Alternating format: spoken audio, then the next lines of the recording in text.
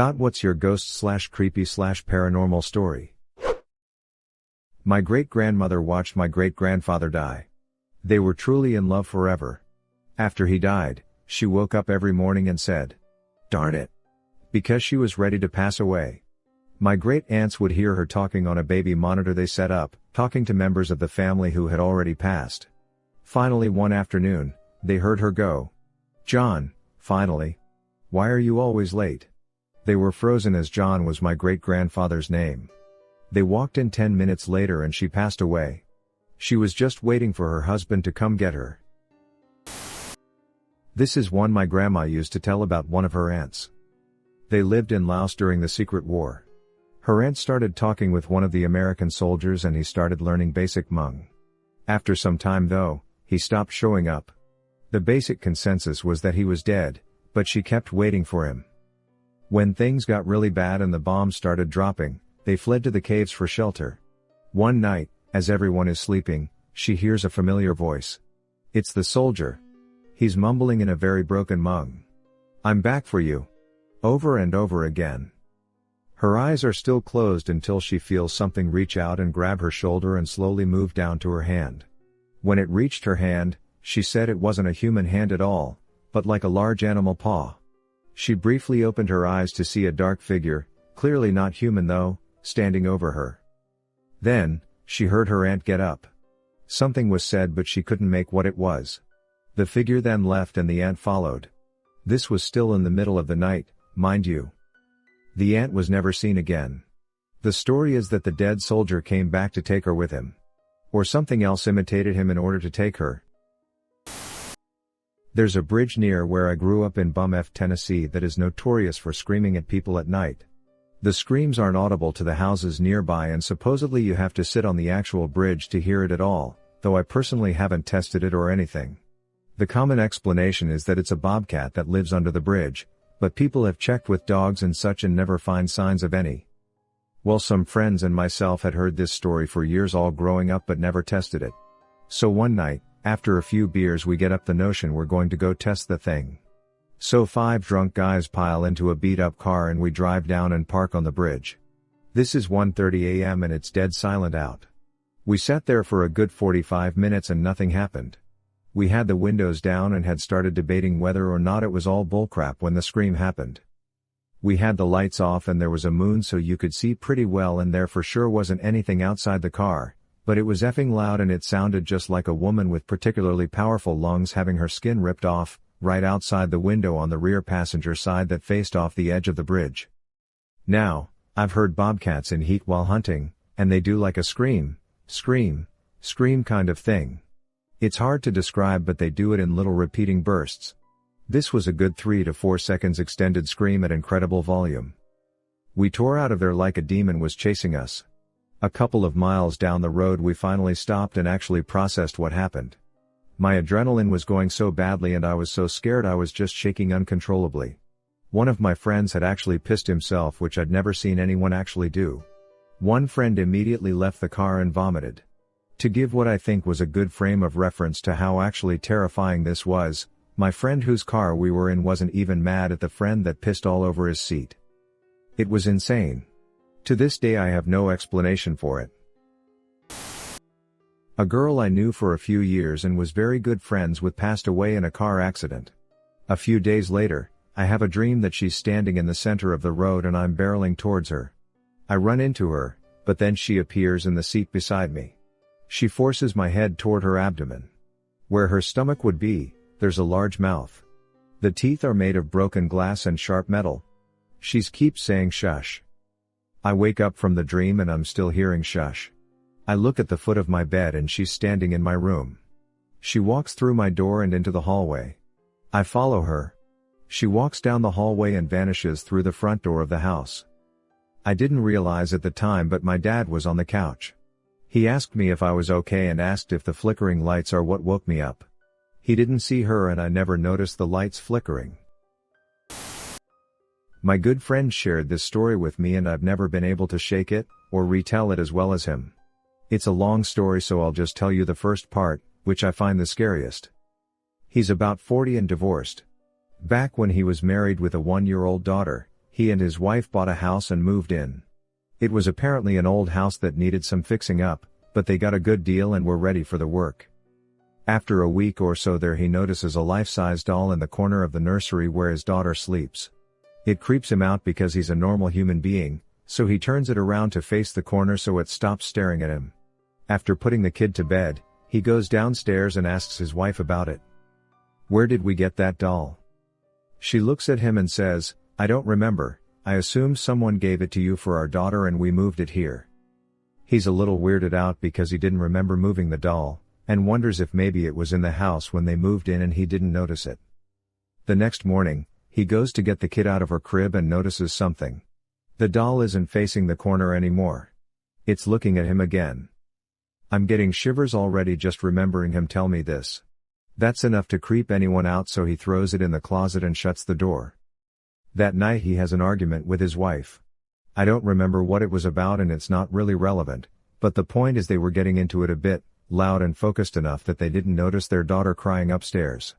At a lull in the argument, his wife hears her and says she's going to go check on her, but he just tells her she'll be fine, let's hash this out. Another minute goes by and suddenly he realizes he's practically having to shout over the noise of his daughter screaming from her room. It sounds different. It's not a normal cry. He glances at his wife and quickly starts up the stairs. What he saw when he opened the door literally makes my eyes water with fear when I think about it. The closet door is open. The life-size doll is sitting next to the crib, motionless. And its arms are reaching through the bars towards his daughter. Just stiff and motionless, like it was caught in the act before returning to a doll state.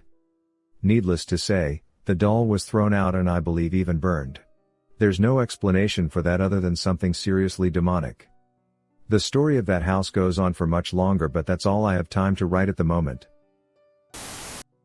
I personally do not believe in the paranormal, but some of the experiences I had at my dad's house as a teenager sometimes make me think otherwise. My whole family experienced plenty of strange happenings at this place, but the most jarring occurred when I was 17 years old. I rarely visited my dad's, but whenever I did make that hour-long trip into the nothingness of Wisconsin, I was always uneasy of what I might see or hear that night. The house had some very unique features that always struck me as strange, the most notable being a small crawl space in my bedroom that connected to my sister's bedroom adjacent to mine. Both sides of this crawl space were fitted with a small door.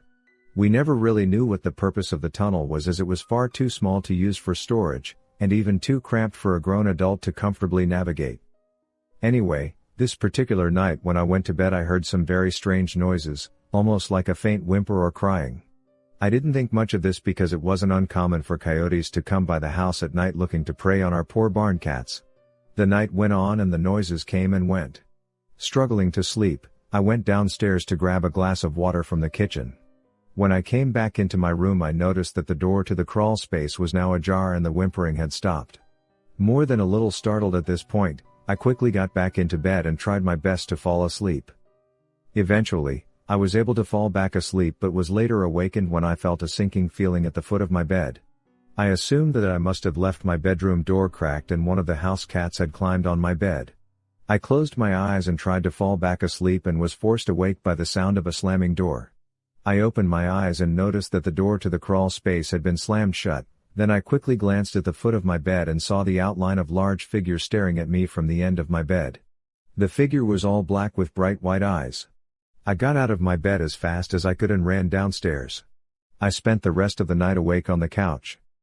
I still don't know what I saw or if it was even real. I was ready to chalk it up to sleep paralysis, but my sister told me the next morning that she also was woken up by the sound of the crawl space door slamming. That was one of the last times I spent the night there. And if that wasn't bad enough, 5 years later my dad and stepmom decided to add an extension to the house, and when they were digging the foundation for the extension, they uncovered gravestones from the 1800s. No thank you. I've got a few experiences, most at my current house. When my family and I moved in I was around 7 years old, I'm 20 now.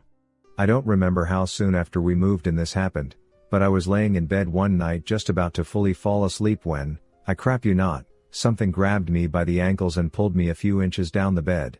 I didn't fall off the bed, but I sure as hell did not sleep that night. Another time, I probably would have been 13-14, I was playing Battlefield and fell asleep while the game was still going, and woke up at about 1 a.m., turned around to get my bearings, and in the kitchen doorway about 20 feet from me there was a tall dark shadow, not a transparent figure, it was solid as effing night, standing so tall, in fact, its head was crooked against the ceiling at a 90-degree angle. I froze for a moment and inspected it, making sure it was there, and it was there. I stood up with the TV and Xbox still on to provide some semblance of light in the room so I could turn on the stairway lights that lead up to my room. When I went to turn off the Xbox, I looked again to see if it was still there, and it was not. I used to live in a one-bedroom apartment a number of years back. One night, I came home roughly about 2:30 in the morning and was exhausted, so I decided to go straight to bed. As I laid in bed trying to get comfortable enough to fall asleep, I heard a rather loud noise coming from the living room, kinda like what would happen if someone jumped off the couch and landed on the floor. I lived in an apartment building on the top floor, so I knew it wasn't coming from below me. On edge now, I continued to lay there listening for any further noise. Suddenly, whatever created the sound in the living room made a thundering dash towards my room. It didn't sound like a person running, more like something four-legged. It was inhumanly fast and the noise was deafeningly loud, until whatever it was stopped on a dime what I assume was about a foot away from my face. I refused to open my eyes just on the off chance that something was there. The sound ceased, but there was an incredible feeling of dread and darkness that radiated throughout my room for approximately 5 minutes, but then it simply disappeared instantly, and the aura of the room returned to normal. It never happened again the entire time that I lived in that apartment, but it was certainly a wild sequence. I've told this before on another thread, but here it goes anyways. Last Christmas I was over at my fiancé's place. The two of us were doing homework and just sort of hanging out. During a lull in the conversation I heard what I thought sounded like tires screeching on the pavement. It was very far away, and given that downtown was nearby and I'm partially deaf, I shouldn't have been able to hear it. I didn't mention the sound because my fiancée didn't seem bothered. So I brushed it off as sound traveling wired in the city. 5 minutes later it happens again, but closer this time. She looked over at me with her eyebrow raised. Again, downtown is close and we brushed it off as noise coming from there. The next time was about 5 blocks away. It happened 30 seconds after the other, which is way too fast for anybody to travel from downtown to where we were. We both noticed something this time. First, the pitch was changing continuously so it couldn't be a recording. Second, it wasn't a screech of tires, but an undescribable inhuman scream. We looked at each other and laughed sort of half-heatedly while trying to still make light of our situation, only to be cut off. Whatever was screaming had gotten to the end of our street in 10 seconds. We both jumped into action, started locking windows and doors, and were halfway down the hall to her room when the fifth and final wail sounded. I crap you not, this thing must have been at the apartment steps. We bolted into her room and she ripped an older book off her shelf. I've never seen someone skim through pages so fast. Next thing I know, we're taking protective measures and actively trying not to think about what just happened. A few hours later, with us not making a sound during that time, her mother comes home and we race to tell her our story. It takes her about 10 minutes before she looked us both in our eyes and say, "Sounds like a banshee." I don't know what it was or what happened to it, but that is hands down the spookiest thing that I've ever experienced to this day. Oh, I have one. This happened when I was around 5 or 6-ish. I lived in this isolated house, so there was pretty much no one around for miles. We had a car garage and me, my sister, and cousin were playing at night around 10 p.m. At one point me and my sis were trying to hop on my cousin's back, since he was the tallest, and we all ended up facing the garage wall. At this point, I felt like someone was watching me, so I turned. I kid you not, there was this transparent-looking man standing in front of our house just staring at me. I froze and stared back to see what I was seeing was real. We eye locked for at least 4 seconds, which felt like eternity. My plan was to keep an eye on him until the others also turn and confirm what I was seeing was real. But at this point I couldn't hear my sister laughing or my cousin, it was super quiet. I kept on calling my cousin's name but I didn't hear back. At this point I thought they were dead. I freaked out, lost my eye contact with the ghost, turned and screamed my cousin's name again. All of a sudden I could hear them laughing. I quickly turned back and he was gone.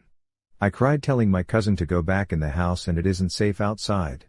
All he did was giggle. I told my mom about this years later and she said we had two different maids that lived in the guest house, who started screaming in the middle of the night because they saw this ghost-looking man. I don't know, still to this day I am afraid of ghosts. And thank God I left that house. I had so many weird dreams and experiences in that place. I have lots of stories. For now, I'll share the one from when I was 10 and on a field trip. So I grew up in Northern Virginia and we had plenty of battlefields and such to visit for school field trips. In 5th grade, my class went to the Belle Grove plantation, which was at Cedar Creek Battlefield. Cool house, still has damage to her columns from gunfire from the battle.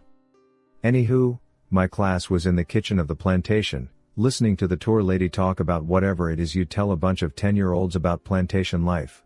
There are these big double doors on each side of the room, and they are open. And then we hear humming coming from outside. The teacher's aide, who I'll call Bulldog because she looked like one, told us that whoever was humming to knock it off. But that's the thing, it wasn't any of us, and it was coming from outside. Bulldog goes out one side of the kitchen, comes back in and goes out the side that leads to the garden. She comes back in, says to the tour lady no one at all is out there, but she could hear the humming right there in the garden. Doesn't sound like much, right? Well, fast forward a few years, and I'm reading a Ghosts of Virginia book. There's a story about Belle Grove in it. Apparently, the lady of the house was found in the smokehouse one day, badly beaten, half in the embers, with clear fist imprints on her face. She dies just a few days later. A slave girl was accused of the beating and murder and was hanged for it. And the lady of the house liked to walk in the garden and was always humming. And various people over the years was witness, I guess you could say, to the ethereal humming that would take place in the garden. That just thoroughly freaked me out when I realized I got to witness it too. You mentioned you had more stories? Yep, sure do.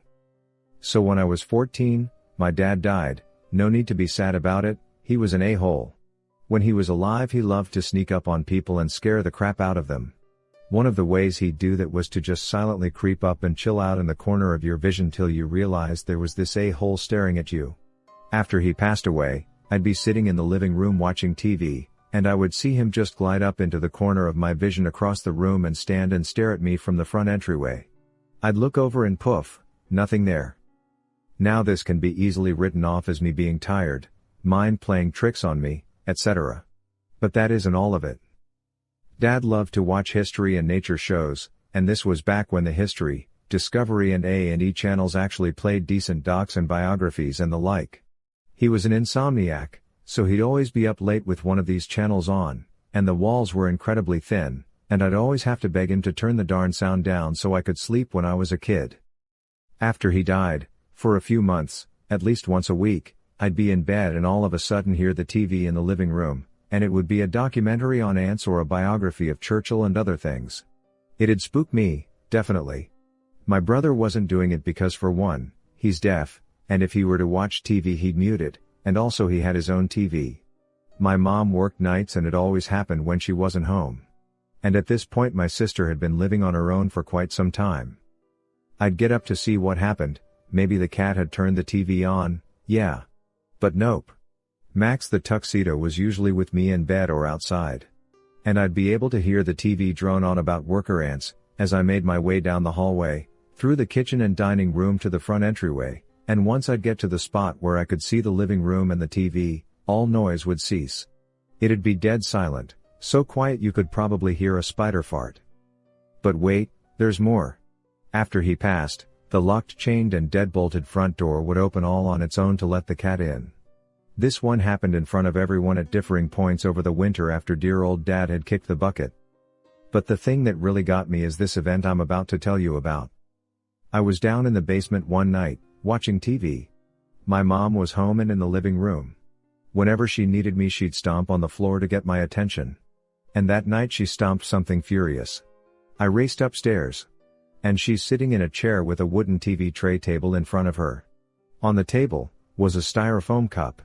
And it was shaking. Violently. There were no open windows. There were no fans. I picked up that effing cup and checked for wires and strings. Absolutely effing nothing was attached to it, making the darn thing move. I put it back on the table and it would shake again. Mom, of course, is saying it has to be dad doing it.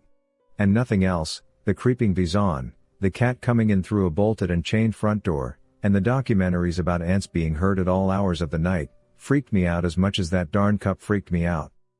I knew my mom wasn't doing it. I checked and double-checked. The table was perfectly flat on the floor, didn't wobble, there wasn't a way to make that cup move, and not the table itself, you know. It just thoroughly spooked me. And mom kept saying it had to be dad, he was a trickster, yada yada yada. So I just shout out, if that's you dad, knock it the F off. And it stopped. I didn't even finish saying it when the cup stopped shaking. After the cup incident, the cat had to wait for a real live human to open the door for him. I heard no more documentaries in the middle of the night. And I didn't ever see dad creep up in the corner of my vision to stare at me.